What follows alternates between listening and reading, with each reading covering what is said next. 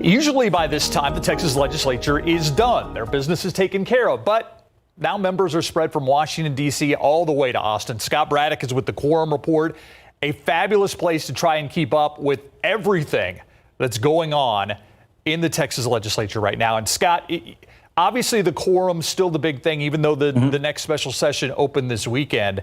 Yep. Is there any indication that a quorum is going to happen? I think there is. I wrote last week at quorumreport.com, it looked like we were coming to the end of the stalemate, and that was based on lots of conversations with different members on both sides of the aisle.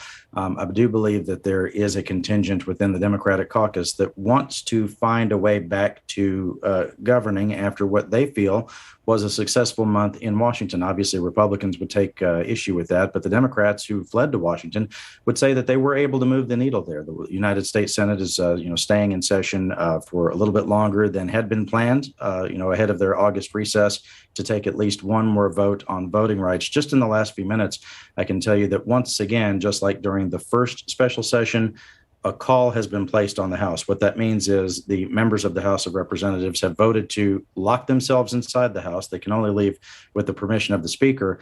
And it also enables the Speaker to go ahead and issue civil arrest warrants for any Democrats who still won't show up. We do know that there are a number of Democratic representatives from around the state who either yesterday or the day before flew back to Texas to their districts in places like San Antonio and Houston, El Paso, and elsewhere. Some of those folks, I saw them earlier today on the Texas House floor, but others were not there just yet. And because there's now this extra impetus in place, it may be that they do decide to head on back to the House. Maybe as soon as tomorrow, we might see a quorum. It looked like they had about 95 members on the House floor earlier. And when they took the vote, I was grabbing it for you here, it was 80-8. So some of those members, looks like they walked off the floor for that vote.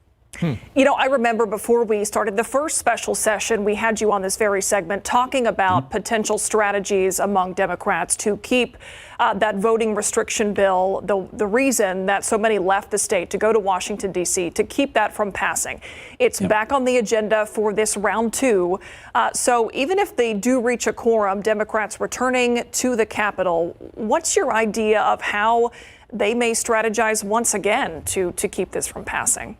If they come back and we have quorum in Austin and the legislature is once again able to do business, that means that they'll have to fight it the old-fashioned way on the floor. The quorum break is sort of the nuclear option, but there are other ways to do battle legislatively. And in a special session, there's only 30 days. And so when you have a lot on the agenda, as you do now, there's not always enough bandwidth to get all this stuff done, although Governor Abbott has said he will call one special session after another to try to pass this elections bill.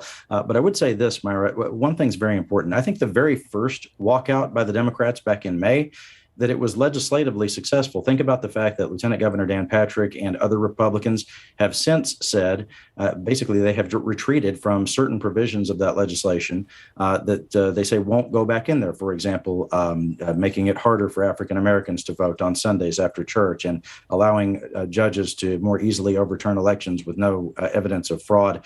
Those are actual legislative victories for Democrats, things they can point to as a win. But I would say overall, an elections bill of some form that Republicans are going to say is all about election integrity, and I would say is about avenging former President Trump, some form of that is going to pass. And talk about what we're seeing with school districts. SAISD went back to school today. There are districts in Houston and Dallas that are basically openly defying the governor, saying that there'll be no mask mandates out there. It seems as if this is going to be heading to court.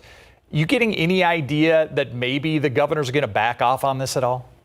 I don't think he's going to back off on this. We're into real primary politics on this. The governor does have at least two announced challengers, maybe three, in his Republican primary. And right now, the sense among Republican primary voters is no masks. Now, you know that there are a lot of parents all over the state in our more than 1,000 school districts. There are a lot of parents who do want to see mask mandates. And it's interesting that it hasn't been the big city mayors or county judges to really defy the governor on some of these orders, as is often the case. Some of the biggest Texas throwdowns start in the ISDs and the independent school districts, because it's your kids and it's your money, things that people are the most passionate about, and people want to keep those kids safe. And I think there may be a chance for some appropriate court action here. The governor has asserted for about a year that he's the only one who has the authority to make any of these decisions, and that's gone largely unchallenged. You may see the Attorney General Ken Paxton suing the Dallas ISD, and the Houston ISD looks on track to do the same thing of going ahead and mandating masks.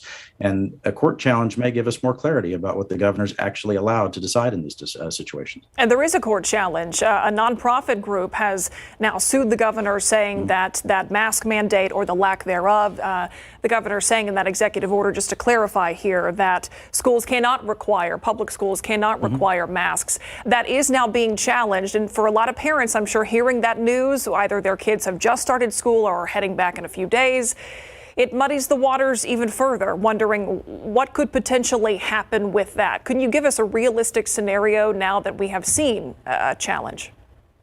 I think that, and I'm not a lawyer, and I don't play one on your show, Myra, even this evening. But I would say that probably to have standing, it needs to be between the state and the school districts as far as the legal challenge is concerned.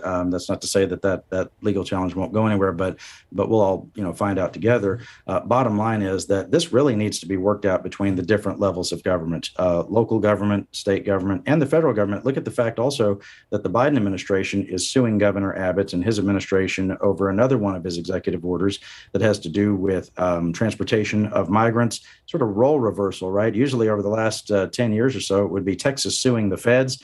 Now it's the other way around, with the Biden administration saying that Governor Abbott's gone too far and trying to create his own immigration policy, having to deal with something that's tangential, which is Abbott says that migrants are bringing COVID-19 into the state. Of course, the facts don't really back that up, at least as far as what we're seeing in the real numbers all across Texas. Yeah, absolutely. Scott Braddock, editor of the Quorum Report. Thank you so much for your time, Scott, as always, and your insight.